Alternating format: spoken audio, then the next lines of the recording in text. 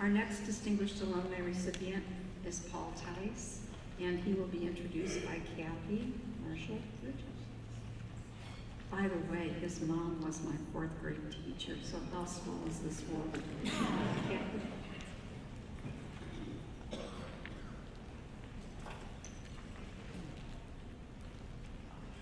Good evening. It's my privilege to introduce Paul Theiss. I just wanted to say a little bit about him, that he started his 32-year teaching career at Hudson Schools in 1974, and that was more than a decade after having graduated from Cuyahoga Falls High School. His career consisted of 2 teaching assignments of 16 years each. The first half was devoted to social studies, while the second half was devoted to math. Both content areas had brought him acclaim. You can see through your program that he has a lot of honors and has been recognized by many people. I just wanted to tell a couple little things. I've also taught at Hudson Schools, and I remember meeting Paul in the hallway. He was going to the office, I was going someplace else in the building. And I remember even back then, and I don't even know how many years ago it was, he was always researching something. And at this particular time, I think he was researching how many students who started in the school district actually graduated from the school district. And I think he found that like less than half of them did, because it's kind of a transient community. He was a math teacher at that time, so he was in the second part of his career, having done the social studies. I think that, you know, when one night at our community, or our board meeting, Linda Skidmore Mapus we always highlight a distinguished, or an alumni that's being recognized for things they participated in, and Paul was the one that was highlighted at our meeting that night. And just sitting there and hearing all the different things that he had done, and honestly, I never knew any of them, you know, just to meet him was just totally remarkable, because it really showed how gifted and involved he was in his community. So it's my honor tonight to introduce Paul Theiss to this group to receive his Distinguished Alumni Award.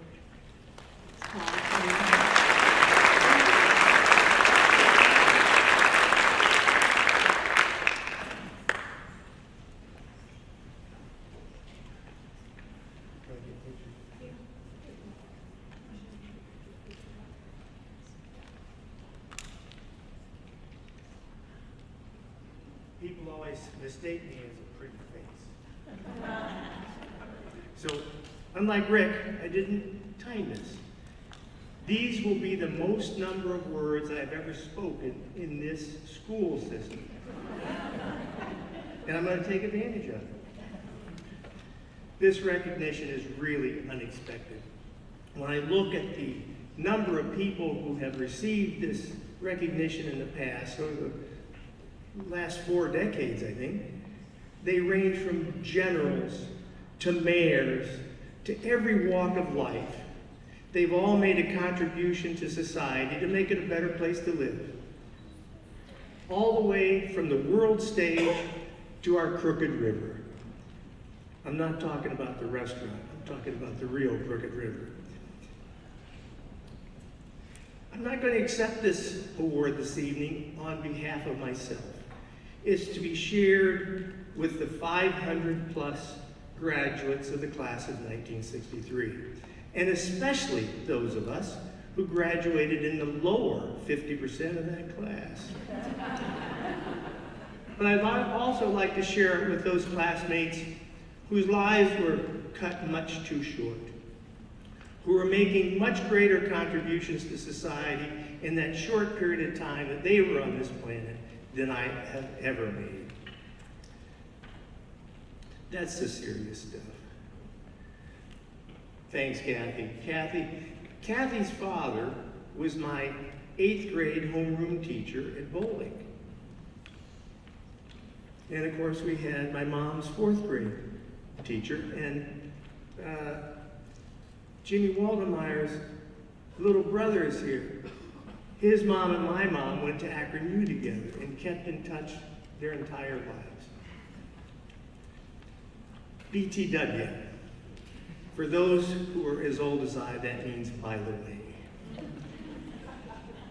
There are fewer years between this graduating class of 2025 and the graduating class of 2063 than the number of years between this graduating class and the class of 1963. Being a math teacher, I kind of pay attention to those kinds of things. They just make life make more sense. Other than the 7 years that I had lived in Miami, Florida, my home of record has been within this school district from 1951 to present.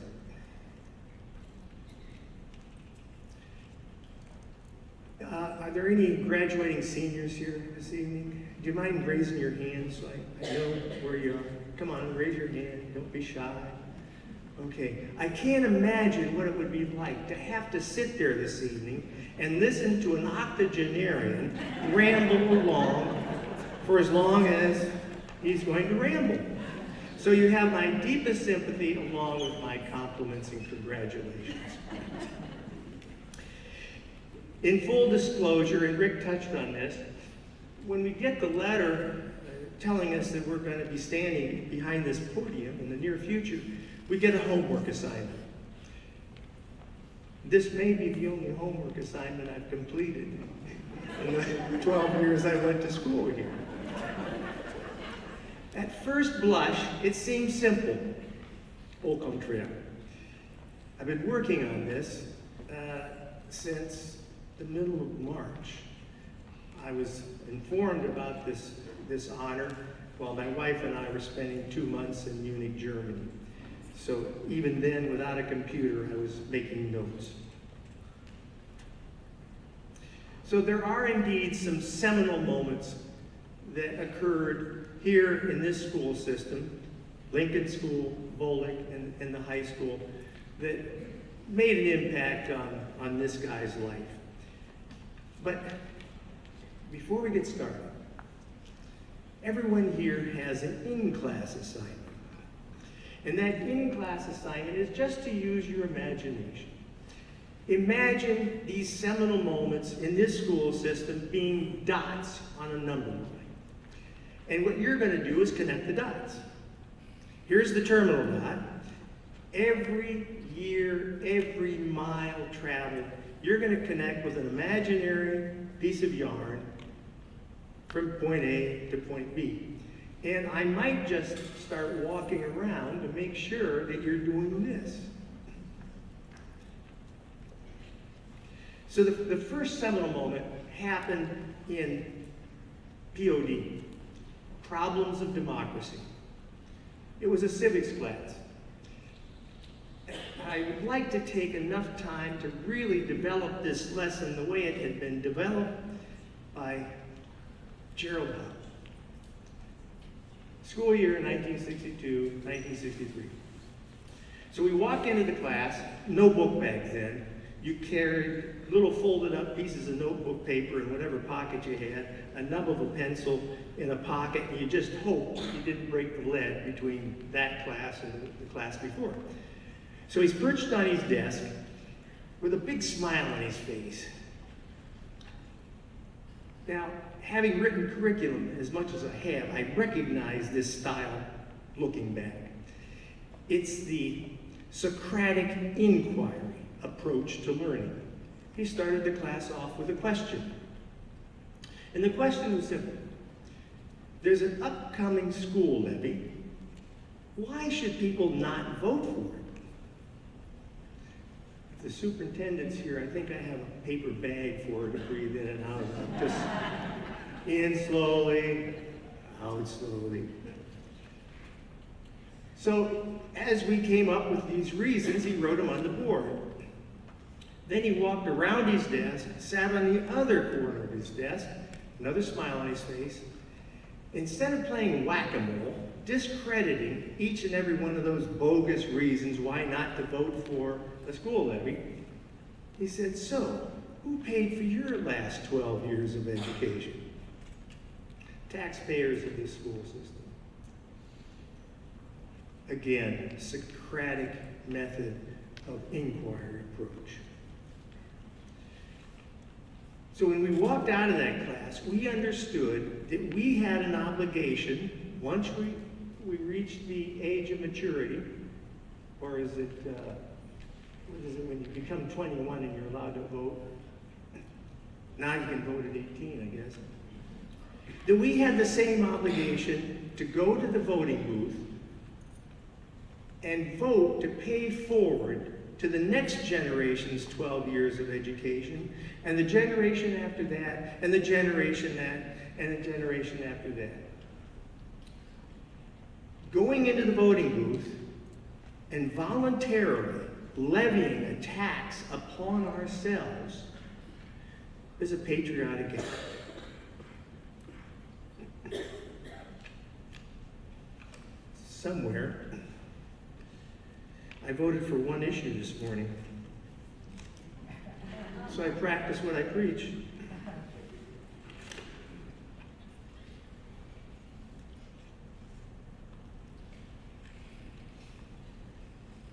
I got through those 3 pages pretty fast.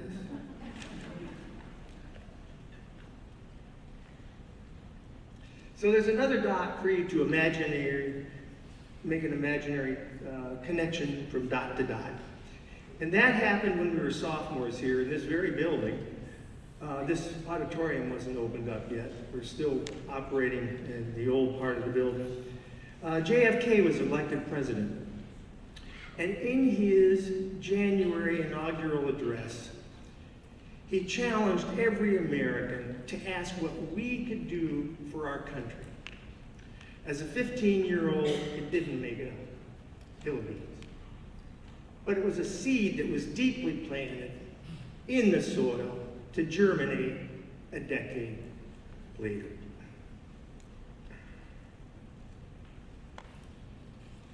So another lesson was learned. We go across the hall back here into what we used to call the new gym, and up a couple flights of stairs to the wrestling room. And yes, it probably smells the same today as it did when it was first opened. The lesson wasn't about athletics, because the same lesson can be learned on the debate stage, in the marching band's domicile, and especially for our engineering students who recently left the competition in the dust when they placed first, second, and third in countywide competition. So here's the thing about competition. You learn that there are no entitlements. Doesn't matter what the competition is. There are no entitlements. Doesn't matter whose kid you are. Doesn't matter what school you represent. And it certainly doesn't matter how popular you may or may not be in the hall between class changes. It all boils down to how well we have prepared and how much we do in that particular competition. I know you used to hear adults say it's not whether you win or lose, it's how you play the game. Listen, when you're eyeball to eyeball with your competition, you only have one thing on mind, and that is to win. But winning isn't everything. Competition helps us define ourselves. It helps us define ourselves for ourselves and to the rest of the world.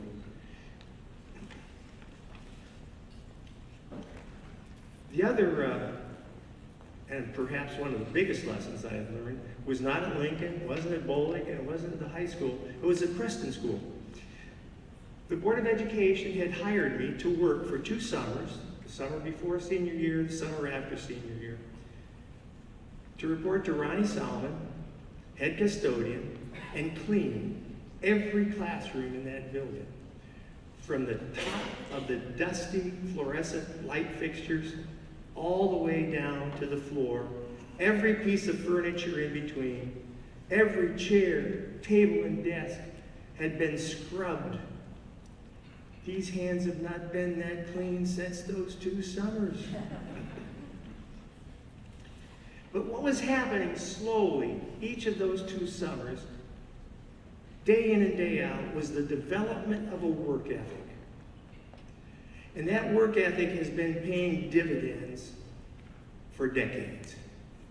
It provided some success in the military, provided success on the job, and for the last almost 20 years, success in giving back to the community where I've lived since 1960, other than those years that I was living in Miami.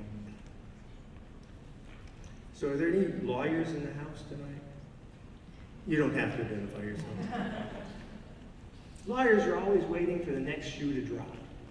So here's the shoe that's going to drop. The guy you're looking at tonight was not the student who sat where you're sitting this evening. In the most kind words possible, he was a reluctant learner.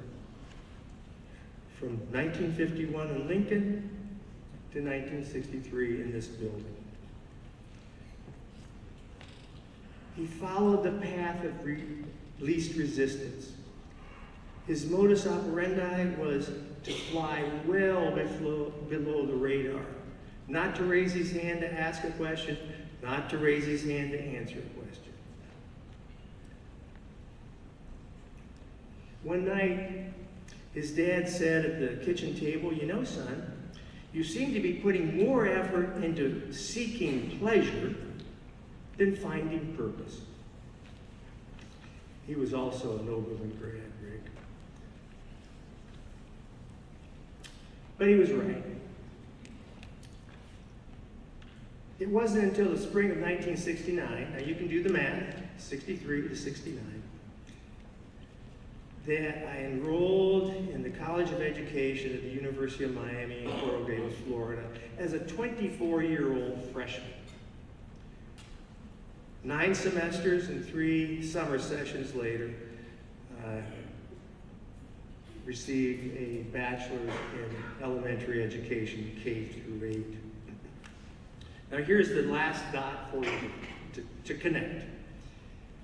If you dig deeply enough in the yearbook of 1963, you'll see I participated in 2 activities, wrestling and FTA.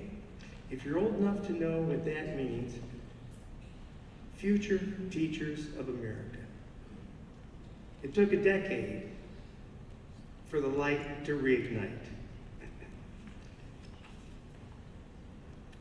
So to get back to that Oberlin graduate's comments at the kitchen table, finding purpose in life may take a while. There's no time schedule. It's not a number line from 0 to a certain point on that number line. And sometimes purpose will find us when we least expect it. Whatever the purpose may be, here's the test. Go back to JFK's inaugural address. There's something that many people miss, and I'm paraphrasing. To whom much is given, much is expected. So my advice, stay curious, stay safe, and most importantly, keep your faith in humanity. Thank you very much.